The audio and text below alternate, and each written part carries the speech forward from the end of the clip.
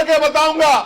जो भी डिबेट करना चाहता है, मैं चैलेंज करके कहता हूं, जिस भी पार्टी के राष्ट्रीय अध्यक्ष में हिम्मत हो, वो आजाद समाज पार्टी के राष्ट्रीय अध्यक्ष से डिबेट करे। ये जो यूजीसी आया, मैं इसका धन्यवाद करूंगा, इस गाइडलाइन का। इसके आने से कई लोगों के चेहरे बेनकाब हुए, जो कहते थे हम सेकुलर हैं, हम न्यायप्रिय हैं। सबसे ज्यादा बेनकाब अगर कोई नारा हुआ है तो वो नारा है जो नारा लग रहा था कि जात पात की करो विदाई, हिंदू हिंदू भाई भाई। वो नारा भी बेनकाब। अपनी मांगों को लेकर इकट्ठा हुए और ये अधिकार बाबा साहब अंबेडकर के द्वारा लिखे गए संविधान ने हमें दिया। और ये अधिकार सिर्फ हमें नहीं दिया, ये अधिकार देश के हर एक उस व्यक्ति को दिया है जो अपने ऊपर हुए अत्याचार, अन्याय, जुल्म, जाति, अपने अधिकारों पे, अतिक्रमण पे आंदोलन कर सकता है, विरोध दर्ज करा सकता है, पत्र लिख सकता है, प्रयास कर सकता है कि उसके ऊपर जो महसूस कर रहा है कि ये कानून गलत बना है, वो कानून को वापस लिया जाए। मैं अभी लोकसभा में था, बजट पे अपनी बात रख के इसलिए आपके बीच देरी से पहुंचा क्योंकि राष्ट्रपति जी के अभिभाषण पे चर्चा नहीं हो पाई। तो बजट एक महत्वपूर्ण विषय है, बजट पे मैंने अपनी बात रखी और फिर अब मैं आपके बीच में हूं। प्यारे साथियों, मैं अपनी बात को शुरू करते हुए बहुजन समाज में जन्मे सभी संतों, गुरुओं और महान पुरुषों को नमन करता हूं।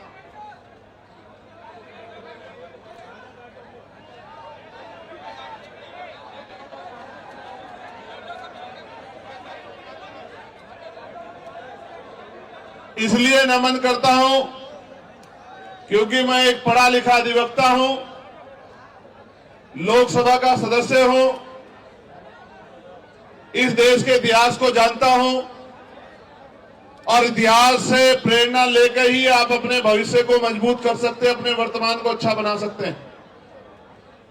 प्यारे साथियों, मैं सबसे पहले दिल्ली की पूरी टीम का बहुत बहुत धन्यवाद करूंगा कि उन्होंने इस महत्वपूर्ण विषय की गंभीरता को समझा और खुद से आगे बढ़कर निर्णय लिया कि हम यूजीसी के समर्थन में एक आंदोलन बुलाकर देश भर में ये संदेश देने का काम करेंगे कि हम सीना तान के कमजोर वर्गों के साथ खड़े हैं और हम अपने बच्चों की आने वाली जो है हमारी पीढ़ियां हैं उनके ऊपर किसी भी तरह का हमला बर्दाश्त नहीं करें। तो मैं और आप सब लोग दोनों हाथ उठा के दिल्ली की पूरी टीम को धन्यवाद करें कि उन्होंने ये हौसला जुटाया, उन्होंने ये हिम्मत जुटाई, उन्होंने हमें शक्ति दी, उन्होंने वैचारिक मजबूती को समझा और असल में उन्होंने सबसे बड़े इस दुख को समझा कि बहन पायल, भाई रोहित, बहन डेल्टा और तमाम हमारे बेटे बेटियों की जो शहादतें हुई हैं, संस्थानिक हत्या हुई है, आने वाली पीढ़ियों के हिस्से में ये जुल्म जाति ना आए। इसलिए मैं उनकी बड़ी सोच को भी बहुत बहुत धन्यवाद देता हूं। उसके बाद जिन साथियों ने ये मुमकिन कराया कि दिल्ली जैसे स्थान पे एक बड़ा आंदोलन हो, हमारी बात दूर तक जाए, तो जो जहां जहां से लोग पहुंचे हैं, मैं उन तमाम भाइयों का, बहनों का, बड़े बुजुर्गों का, अपनी पार्टी के बड़े नेताओं का, सबका धन्यवाद करता हूं। और जिनकी वजह से मैं लोकसभा में पहुंचा हूं, मैं उन भीम आर्मी आजाद समाज पार्टी के साथियों का और नगीना लोकसभा के समझदार लोगों का, नगीना लोकसभा बिजनौर जिले के साथियों का बहुत बहुत धन्यवाद करता हूं। प्यारे साथियों, इस आंदोलन की जरूरत क्यों पड़ी? क्योंकि लोकतंत्र में अगर आप अपने ऊपर होने वाले अन्याय के विरोध में आवाज नहीं उठाते तो ये मान लीजिए कि ये आपके ऊपर मुस्तैद कर दिया जाता है, आपके ऊपर थोप दिया जाता है कि आप इस बात को स्वीकार करते हैं। प्यारे साथियों, आप याद करके देखिए, इस देश में हमें कुछ भी मांगने से नहीं मिला। हर चीज के लिए हमारे अपने बीच के लोगों ने, जिनको आज हम महापुरुष के रूप में मानते हैं, उन्होंने संघर्ष किया है, अपना जीवन बलिदान किया है, अपने बच्चों का बलिदान दिया है, उन्होंने अपना सुख चैन त्यागा है, उसके कारण आज इस देश में कमजोर वर्गों के लोगों को हक और अधिकार मिलने का काम हुआ। प्यारे साथियों, मैं आज उदाहरण देके बताऊंगा, जो भी डिबेट करना चाहता है, मैं चैलेंज करके कहता हूं, जिस भी पार्टी के राष्ट्रीय अध्यक्ष में हिम्मत हो वो आजाद समाज पार्टी के राष्ट्रीय अध्यक्ष से डिबेट करे, डिबेट करे। मैं सामान्य डिबेट में इसलिए नहीं जाता क्योंकि आजकल चैनलों पे डिबेट का अस्त्र खत्म हो गया है। अपने स्वाभिमान सम्मान की रक्षा स्वयं करनी है, वहां कोई भी आके बैठ जाता है, कुछ भी कहने लग जाता है। हम इतने लोगों का प्रतिनिधित्व करते हैं, इसलिए हमारी जिम्मेदारी है कि हम अपने सम्मान की रक्षा भी स्वयं करें। इसलिए मैं चैलेंज करता हूं कि जिनका भी प्रतिनिधित्व लोकसभा में है, उस पार्टी का कोई भी राष्ट्रीय अध्यक्ष यूजीसी के विषय पे हमसे डिबेट करे, और जो कमजोर वर्गों के विषय पर डिबेट करे, मुसलमानों के विषय पर डिबेट करे, ईसाइयों के विषय पर डिबेट करे, सिखों के विषय पर डिबेट करे, बौद्धिस्टों के विषय पर डिबेट करे, कर्मचारियों के विषय पर डिबेट करे, किसानों के विषय पर डिबेट करे, दलितों पिछड़ों के हक अधिकारों के विषय पर डिबेट करे, तो हम उनको जवाब देके बताएंगे कि हम जमीन से आए हैं, किसी नेता के पोते बेटे पोती बेटी नहीं है। हमें जमीन का पता है कि आज हालात क्या है और लंबे समय से हालात क्या थे। प्यारे साथियों, बड़े गौर से सुनो, नारे तो आप लगा रहे तो बहुत दिनों से, लेकिन खाली नारे से बात नहीं आगे बढ़ेगी। प्यारे साथियों, मैं जानता हूं शिक्षा के दरवाजे किसी और ने नहीं खोले। अगर राष्ट्रपिता ज्योतिबा फूले प्रयास नहीं करते तो आज हमारे तन पे ये कपड़े नहीं आते। अगर शिक्षा में सबसे बड़ा योगदान किसने दिया है तो राष्ट्रपिता ज्योतिबा फूले ने दिया, मां सावित्रीबाई फूले ने दिया, मां फातिमा शेख ने दिया। प्यारे साथियों, इस देश में जिस आरक्षण को रोज बुरा भला कहा जाता है, हालांकि किसी की हैसियत नहीं है बुरा भला कहने की, क्योंकि जब आप ये कहते हैं, जब आप एक उंगली किसी की तरफ उठाते तो 4 उंगली आपकी तरफ भी जाती है, 3 उंगली एक अंगूठे का रुख भी आपकी तरफ होता है, जो आपको ये बताता है कि एक बार अपने गिरबान में भी झांकिए। जो लोग 10% आर्थिक आधार पर आरक्षण लेते हैं, संविधान के विरोध में जो आया है, वो भी आरक्षण पे सवाल खड़ा कर सकते हैं। किस आधार पे, किस आधार पे? जो लोग सदियों से आरक्षण का लाभ लेते आ रहे हैं, तमाम संस्थानों पे काबिज हैं, जिन्होंने कमजोर वर्गों के लोगों को उनकी दुख तकलीफों के बाद, उनके भूखे पेट के बाद, जब उनकी बच्चों को तन ढकने का अधिकार नहीं था, जिन्होंने उनके आंसुओं के बाद भी, जिनके मुंह से एक शब्द भी हाय का भी नहीं निकला कि इनके साथ गलत हो रहा है, वो हमसे सवाल कर रहे हैं। नहीं, आपको कोई अधिकार नहीं सवाल करने का। अगर सवाल करना चाहते हैं तो अपने अंदर पैदा करिए कि आपके अंदर न्याय की क्षमता है, आप न्याय प्रिय हैं, पहले साबित करिए, फिर आके सवाल कीजिए, हम आपके सारे सवालों का जवाब देंगे।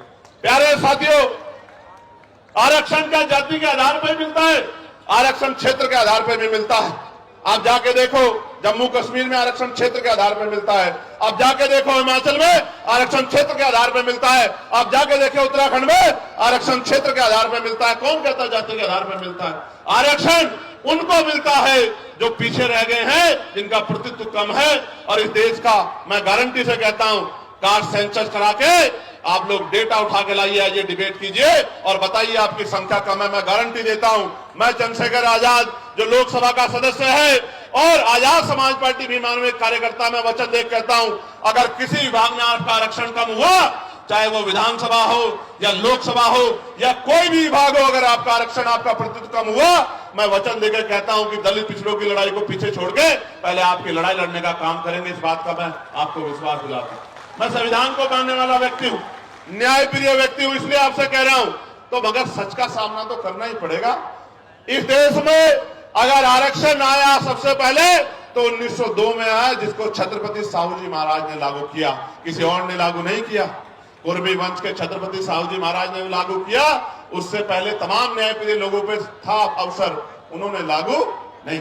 इस देश में अगर वोटिंग राइट मिला, इस देश के बहुसंख्यक लोगों को, बालुग लोगों को वैश्विक मताधिकार मिला, सार्वभौमिक मताधिकार मिला, इसका श्रेय अगर किसी को जाता है तो वो बाबा साहब अम्बेडकर को जाता है। आपको इतिहास पढ़ना चाहिए। 1919 से पहले इस देश में बहुत कम % लोग वोट करते थे।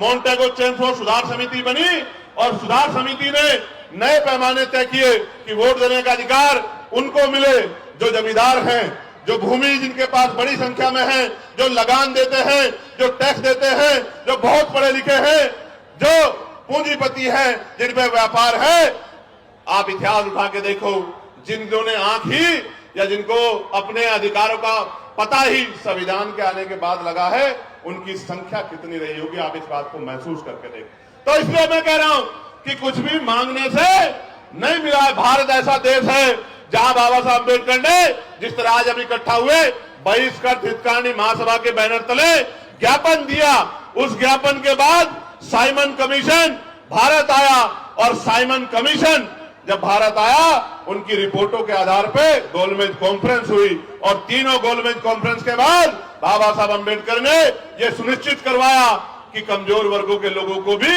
वोट का अधिकार मिलना चाहिए। तब इस देश में, और आपको जान के खुशी होगी कि न्यायप्रिय चरित्र जिसे कहते हैं, कि भारत पहला ऐसा देश है कि संविधान के लागू होने के साथ देश की महिलाओं को और गरीब और अमीर तमाम तबकों के लोगों को वोटिंग राइट मिलने का काम हुआ।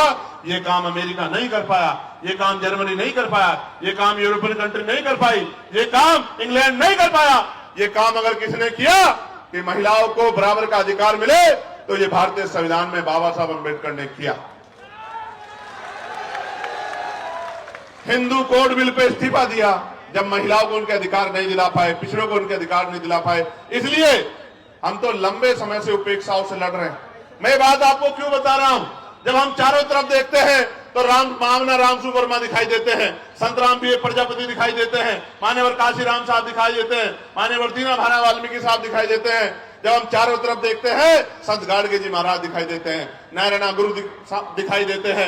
जब हम चारों तरफ देखते हैं, बाबू सिद्धदयाल चौरसिया दिखाई देते हैं, परमानंद लोधी जी दिखाई देते हैं, अवंतिका बाई लोधी जी दिखाई देती हैं, झलकारी बाई दिखाई देती है, तमाम हमारे महापुरुष और वीरांगनाएं दिखाई देती हैं।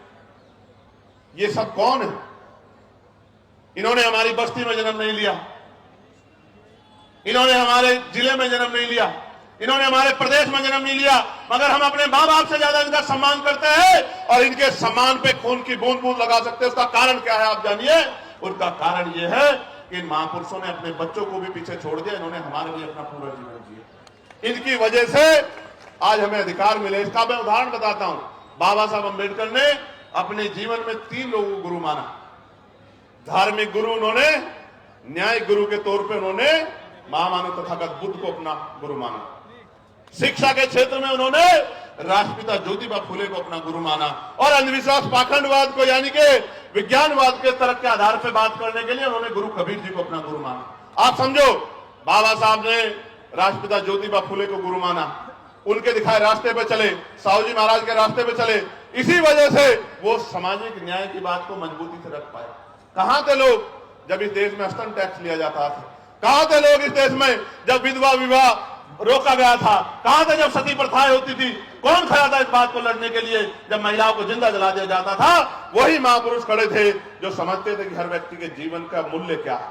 प्यारे साथियों, बात मैं आपको क्यों बता रहा हूं कि हमारी पार्टी के नेता ये बात कह रहे थे कि भाई चंद्रशेखर आजाद पिछड़े वर्ग के लिए मैदान में आए, कोई नहीं आता। मैं उनको कहना चाहता हूं कि आप पिछड़े नहीं हैं, आप हमारे भाई, हमसे पिछड़े हुए हैं। आप पिछड़े नहीं हैं, हम सब लोग पिछड़े हैं।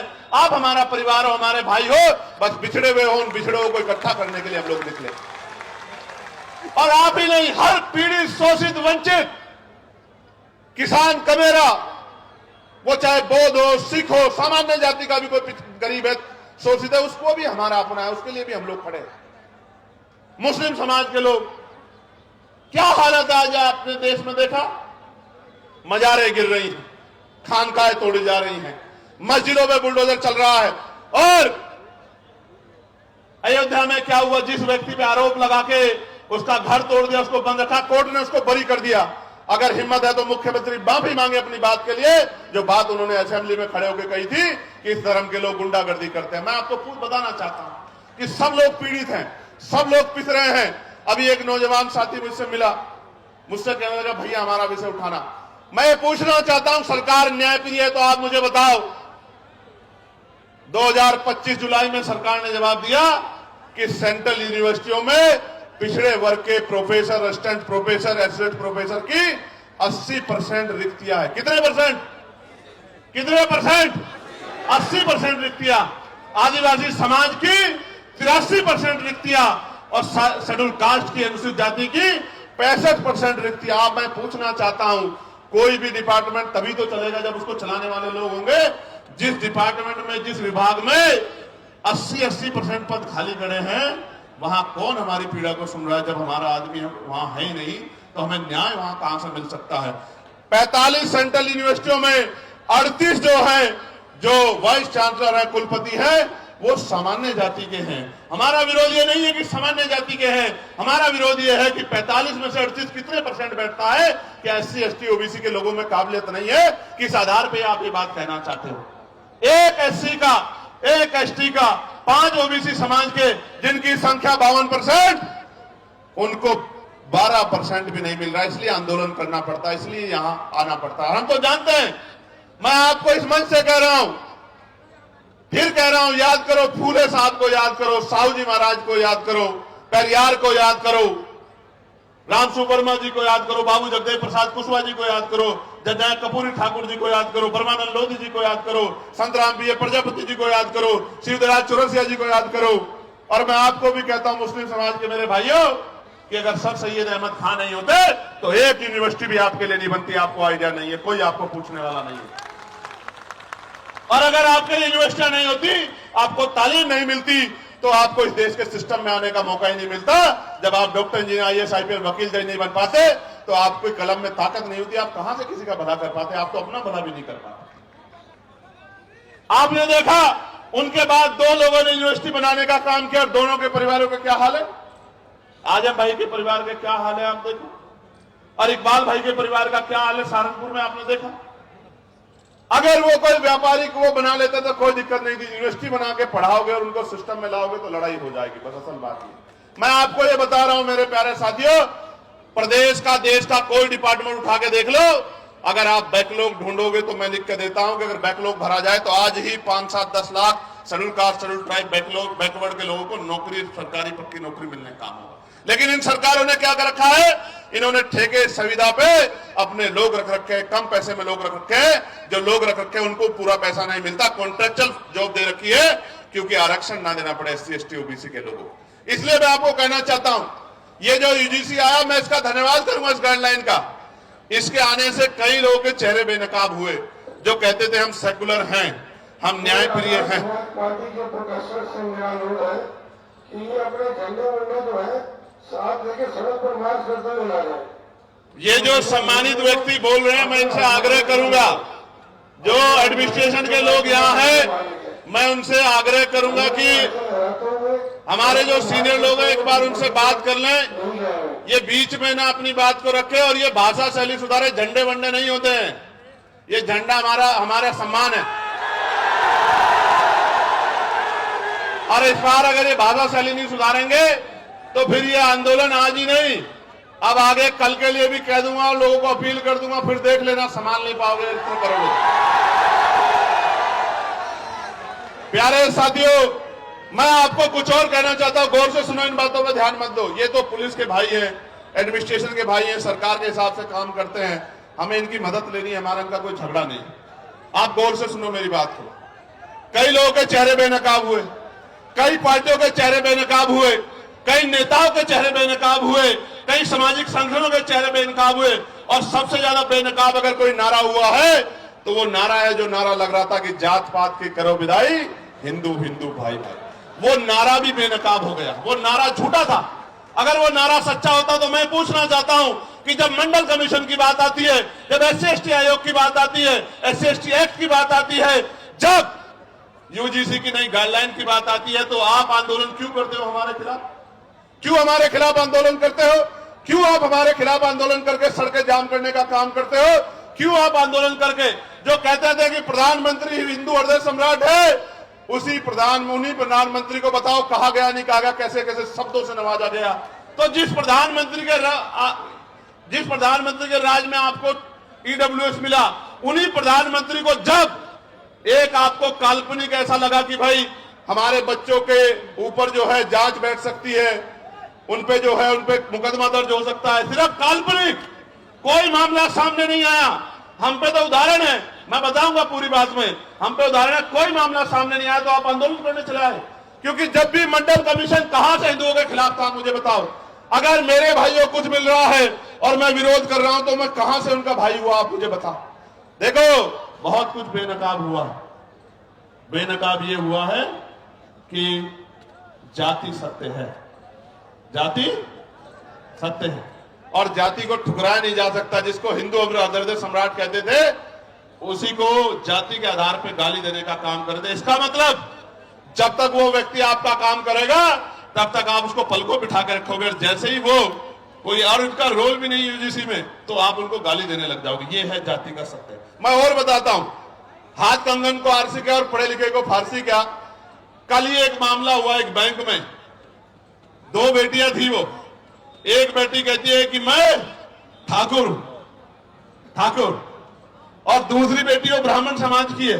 मैं तो तमाम महिलाओं का सम्मान करता हूं, लेकिन आप देखो कि उन्होंने क्यों नहीं कहा कि मैं हिंदू हूं, और दूसरी बेटी ने क्यों नहीं कहा मैं हिंदू हूं। एक ने कहा मैं ठाकुर, दूसरे ने कहा मैं ब्राह्मण हूं, और दोनों अपने अपने समाज से समर्थन मांग रही हैं, और दोनों के विरोध में एक दूसरे के समाज के लोग गाली बकने का काम कर रहे हैं। इसलिए मैं आपको बता रहा हूं कि वर्ग की बात ही नहीं है, ये बात जातियों तक जाती है जब आपके अधिकारों पर हमला होता है। और सबसे बड़ी बात देखो, जिनके बच्चों को जो बच्चे मर रहे हैं जिनके, क्योंकि 118% की वृद्धि हुई अपराध में। ये मैं नहीं कह रहा हूं, ये सरकार के आंकड़े कह रहे हैं, एजेंसियों के आंकड़े कह रहे हैं। 118% की वृद्धि हुई, और कानून की ये गाइडलाइन कैसे बनी? सुप्रीम कोर्ट ने ऑर्डर किया कि गाइडलाइन बनाओ यूजीसी को। यूजीसी ने गाइडलाइन बनाई, हमने नहीं बनाई। और उस गाइडलाइन में जैसे ही पिछड़े वर्ग के लोगों को जोड़ा, क्योंकि गाइडलाइन तो 2012 में बनी थी, 2012 में बनी थी, लेकिन जैसे ही पिछड़े वर्ग के लोगों को जोड़ा, तत्काल विरोध शुरू हो गया। मैं आपको बताना चाहता हूं कि इस नारे के पीछे अगर कुछ है तो वो पिछड़े वर्ग के लोगों का विरोध है। इस बात को मेरी आप याद रखना।